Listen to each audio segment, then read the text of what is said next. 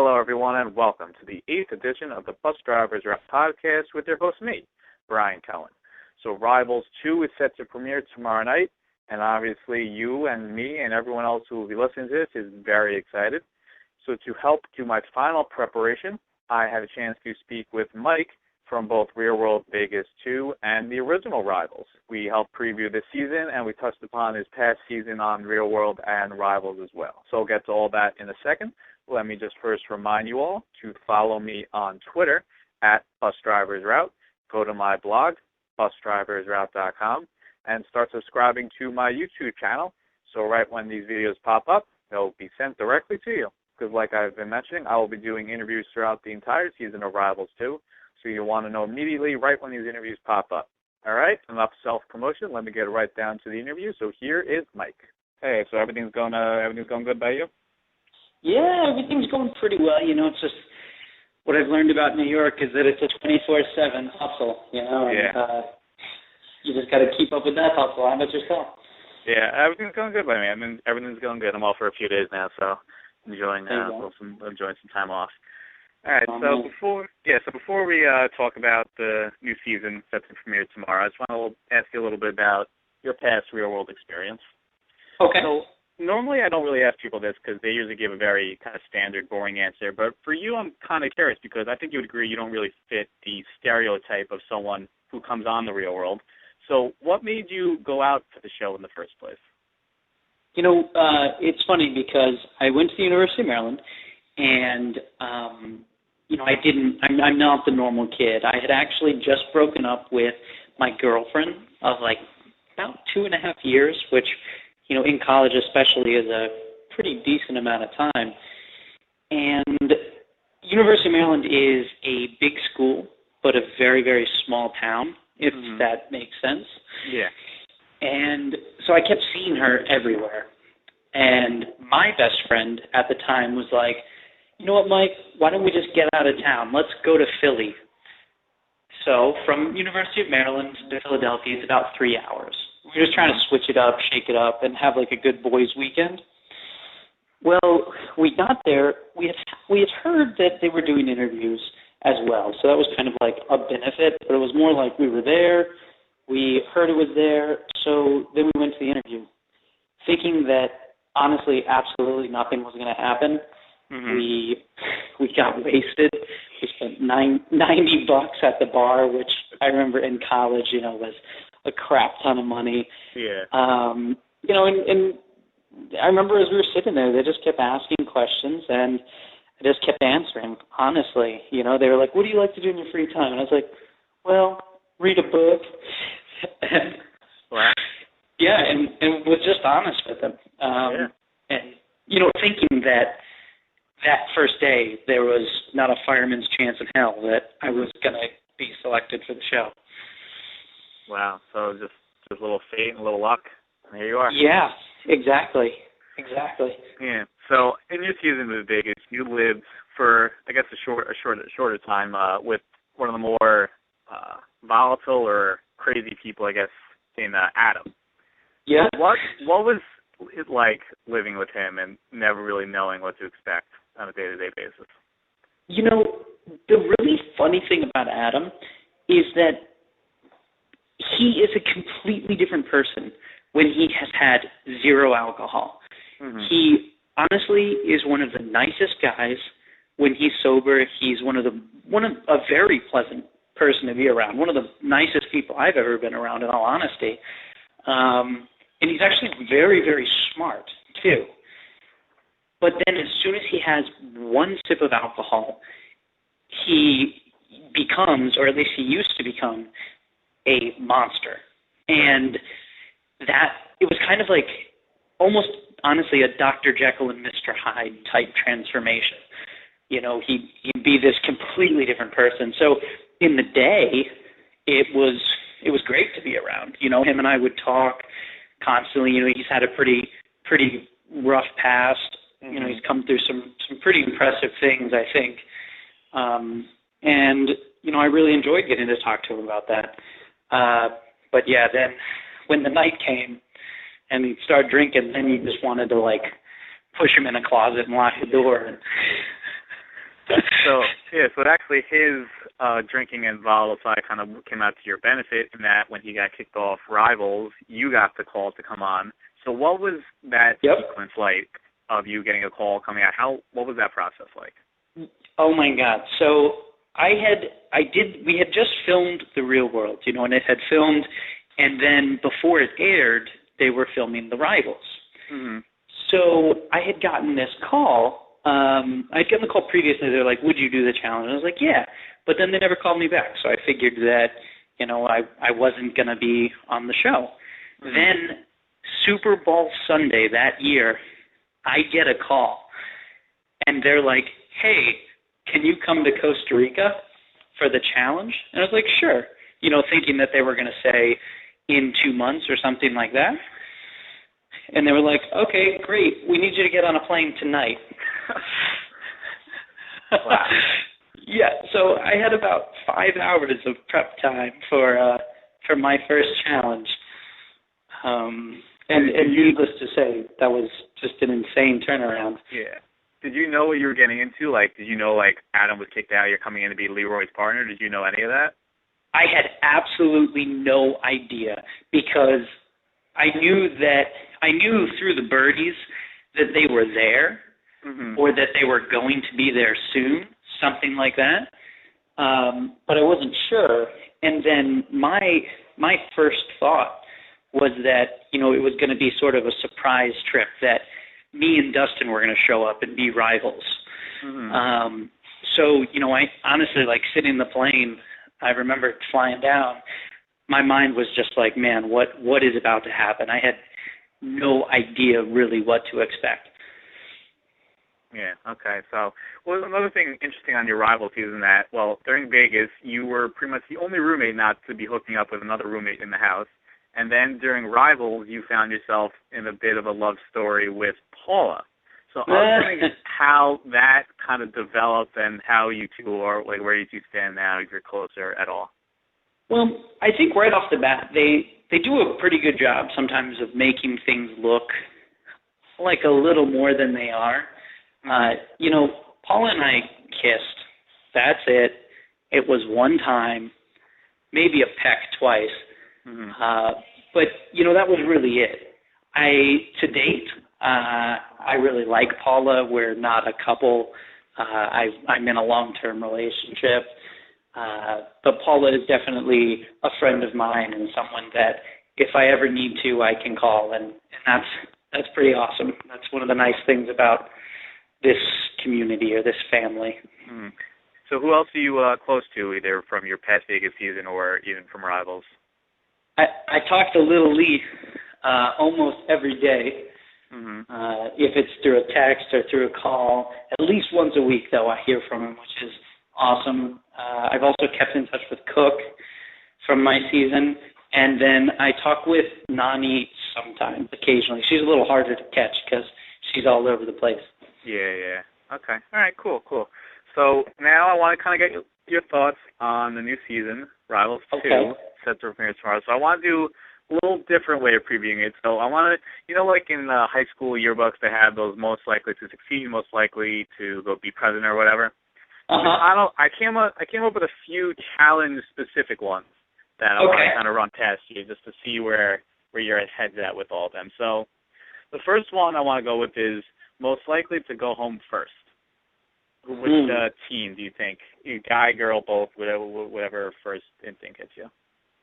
Let's see. I'm trying to think. Right off the top of my head, I remember that Naomi is going to be there, right? Naomi and Cook, I think. Yeah. That's a tough one. Instinctually I'd go Naomi because Naomi hates challenges.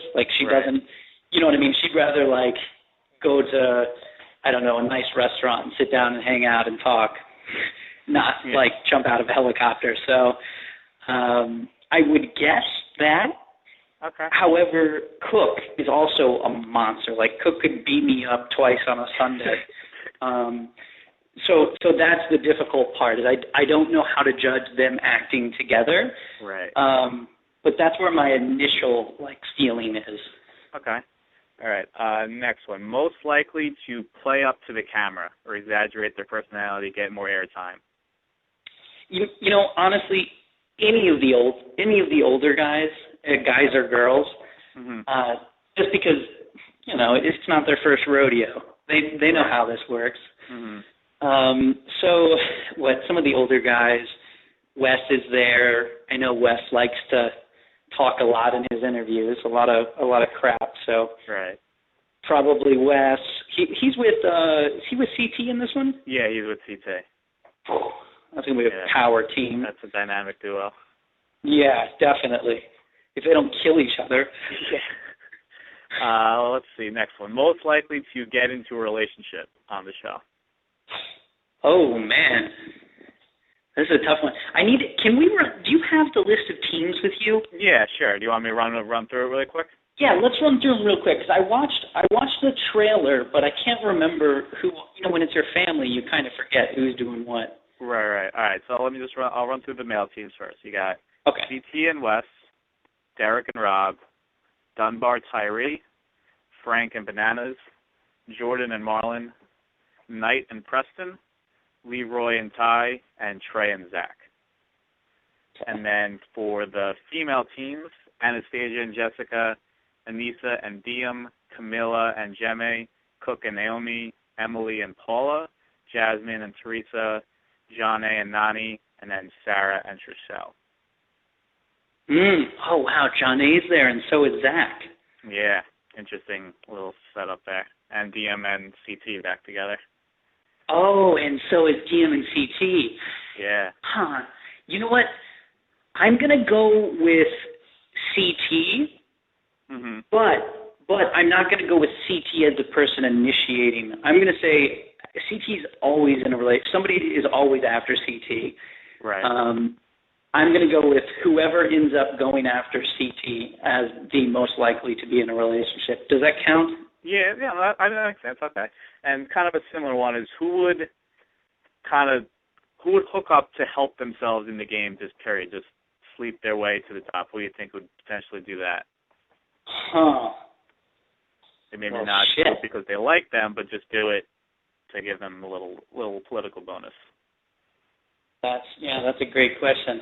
I think I could see. I don't know him at all, but I could definitely see Frank doing whatever it takes to win. Okay. And I'm not saying that that's necessarily wrong or bad, and I'm not judging him at all. I just know that it seems like he's a very efficient player in that game. Okay. Yeah, I can see that. Let's see. Most likely to be too sensitive with what people say about them in the house. Oh man, I think that's all of us at some point. Yeah. Just because you have to remember any of these people who are doing this challenge, they've been through the hassle of either a previous challenge or a real world, so they know that they're going to get nasty tweets, or nasty Facebook messages or something. So if you're newer to it, that's something that can be pretty difficult to get over at first. Yeah, so I could see maybe the rookie teams, Anastasia and Jessica, maybe struggling with that. Yeah, definitely.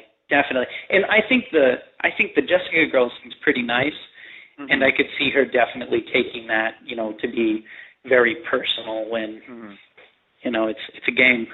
Yeah. Have you had a chance to meet all the past, after you're done with your rivals, you have a chance to meet all the later real-world people and stuff like that, at maybe events or whatever?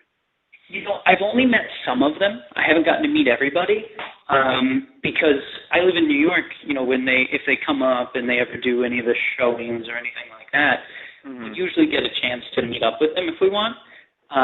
But even when you do that, it's kind of hit or miss. It's some of them are there, some of them aren't, and sometimes they don't want to talk to you, or sometimes they do. So yeah. I'd say out of the past 3 seasons, I've met around half of each season.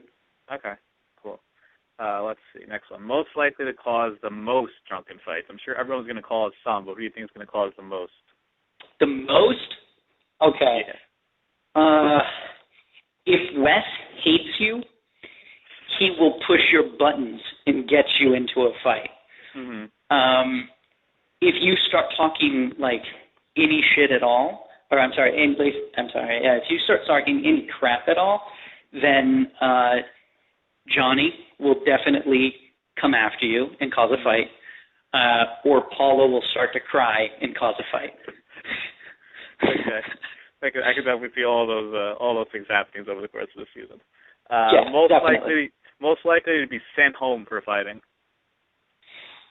Well, let's see. They didn't put Adam on one, so he can't be it. Doesn't happen that often, and based on the Pittsburgh rule, they might never do it again. But yeah, that's true. Crap. Let's see. Fighting, hot personalities. Ty is on this, right? He's with Leroy. Yeah, he's with Leroy. He can be pretty hot-headed, and he kind of just says what he feels. So if any of the new kids, don't know his personality a little, he'll prod them and probably stir up some trouble. Yeah, because it looks like he may be getting into something with CT in the trailer. It's tough to tell. Watch it a lot of times, still can't fully tell, but we'll see. Well, if that is the case, he better watch out because CT is one bear of a man. When you joined Rivals, who were you most maybe intimidated or excited to see there? It was really, really so most intimidated. I'd tell you right away, CT, because you walk up to this guy and he's just massive. He literally looks like a small bear. And I remember though he I don't know if he was trying to feel me out or what, but I looked at him on one of my first days and I said, I don't care how much you try to mess with me, you don't scare me, so leave me alone. Which was a complete lie because he did, but I didn't let him know that. How did he take that? I think he was kind of shocked that someone said that to him. Mm-hmm. Because he kind of staggered a little and was like, "What? I'm not trying to mess with you, man." And then just sort of, backed off.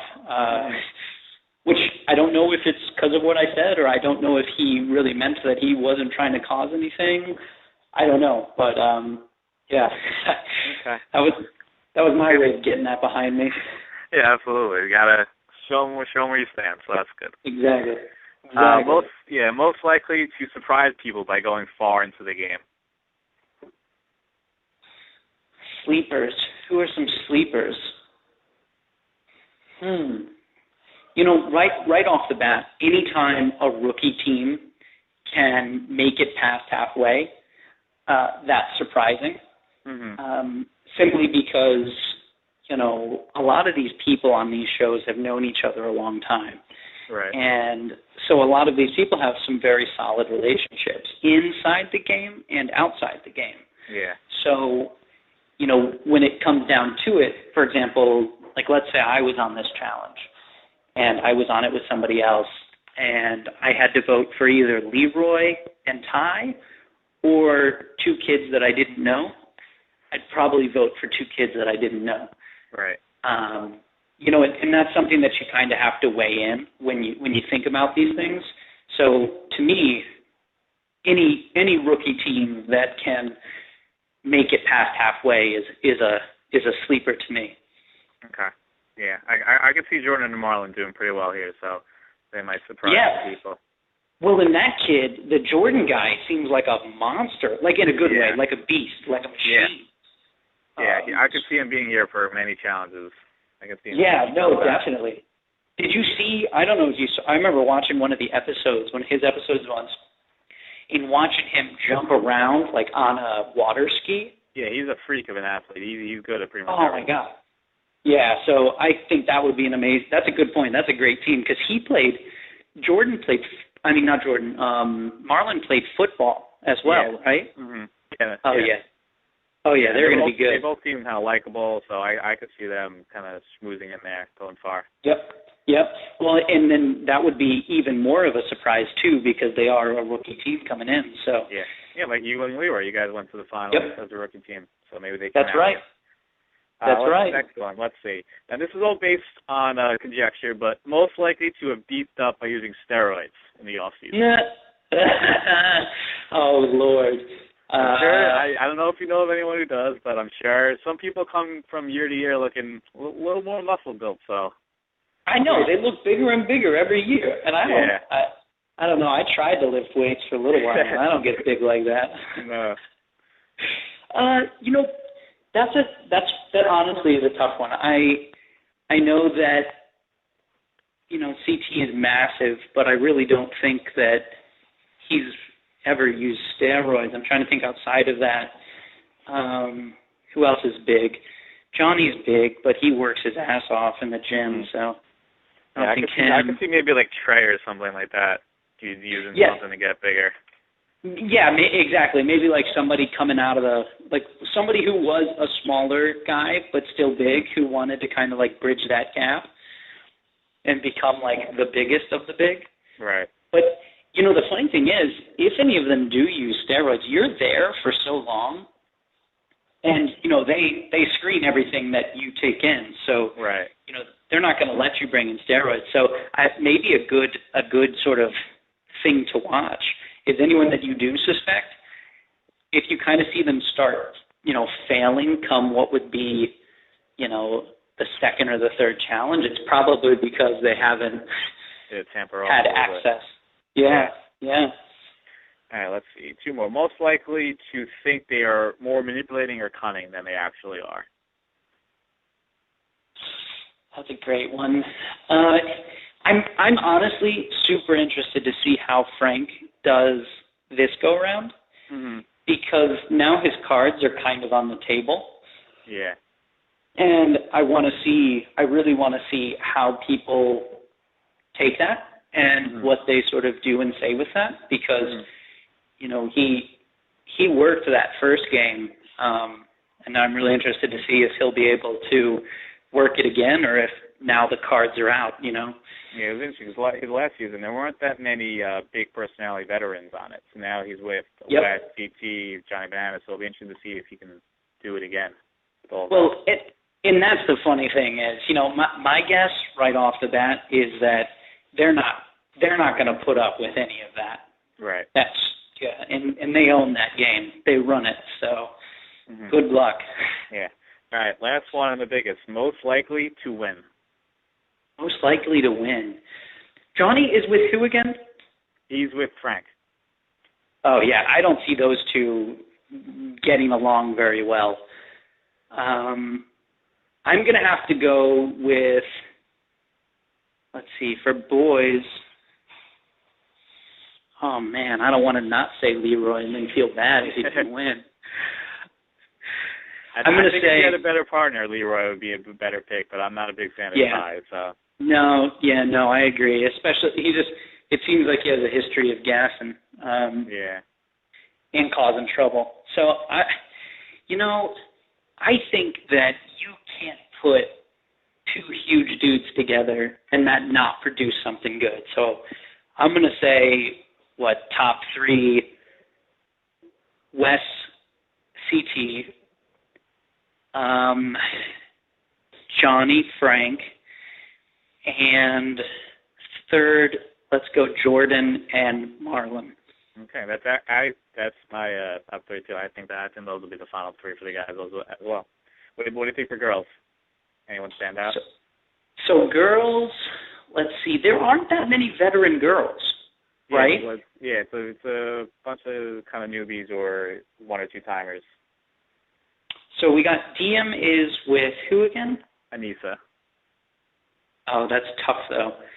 I'm going to go top three in no particular order. Paula's going to be in there somewhere. And she's with Emily? Yeah. Oh, yeah, Emily's a machine. Yeah. So they're definitely in the top three. I forget who the other girls were. Probably not the newbies. I don't see the newbies pulling through. What about your girl Nani with John A? Oh, shit. That's always a tough one because John A is like 5'2". Mm-hmm. And what I hate and what I always am worried to sort of guess on when it comes to height and weight is just that if they go up against anyone who's kind of bigger than them, the other team already has an advantage. Do you know what I mean? Yeah. Like, if it's, I don't know, pushing somebody in a circle, then Johnny probably doesn't stand a chance. And Nani's not very big either. They've got the brains, though, and they can figure it out. Mm-hmm. I guess that's just what worries me. Is there's always going to be something physical.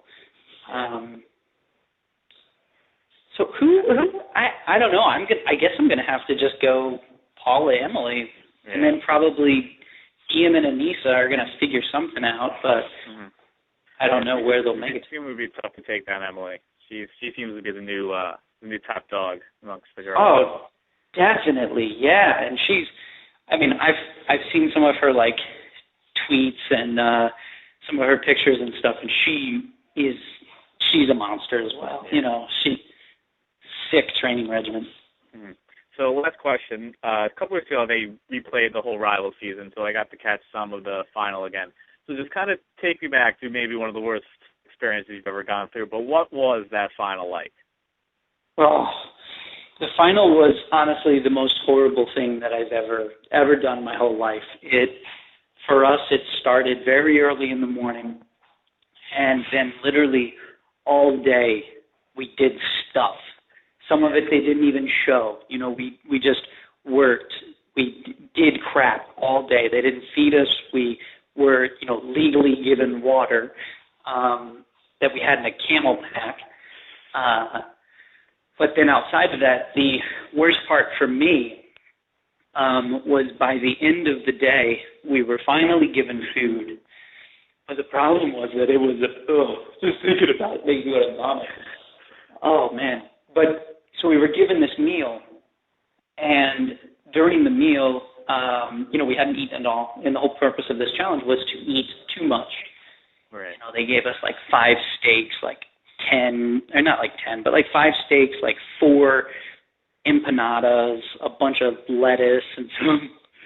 Oh man, it was so bad. And just because you were hungry, you were genuinely hungry, but then you had to eat, you had to overeat, at which point, vomiting was gonna happen. So then you ended up being less nourished than before you even started that. And then you had to go stand on a rock all night. So that was the worst to me. Yeah, it looked horrible, so I can only imagine doing it for hours and hours and hours. Ugh. Oh, it was the worst. All right, man. Well, I appreciate you coming on. Where can I saw you getting back on the Twitter guy now, so where can people follow you on Twitter, Instagram, all that? Perfect. Yeah, so I'm on Twitter at, I think it's Mike Ross MTV. And then newly on Instagram at Mike_B_Ross. And I don't know, I pretty much only tweet and Instagram about my real life now, but occasionally I do a throwback to real world. So. Okay, cool. Maybe we'll get you on a challenge sometime soon. You could be partners up with Leroy again. Get you see. That's right. Yeah. I would love that. All right. Well, thanks again for coming on. I appreciate it. Definitely. Yeah. Thanks so much for your time. Good to hear from you. Yeah, you too. All right. Talk to you later. All right. Take it easy. Bye. Bye. There it is. The 8th edition of the Bus Drivers Are Out podcast is in the books. Hope you all enjoyed it. And make sure, if you missed it earlier, to catch my interview with Laurel that I also did preparing for Rivals 2. I'll be posting that in the description right below, so be sure to check that out. And be sure to follow me on Twitter at BusDriversRoute. Go to my blog, busdriversroute.com, to see all the preview posts that I've done for Rivals 2, including a comprehensive breakdown of all the teams where I compared them actually to characters from one of my favorite shows, Friday Night Lights. There's a cool little twist on it. And check back all season long, as I'll be doing plenty of coverage throughout the season, doing interviews, maybe a few posts along the way. We'll see how that goes. So that'll just about do it for me. Have a good one.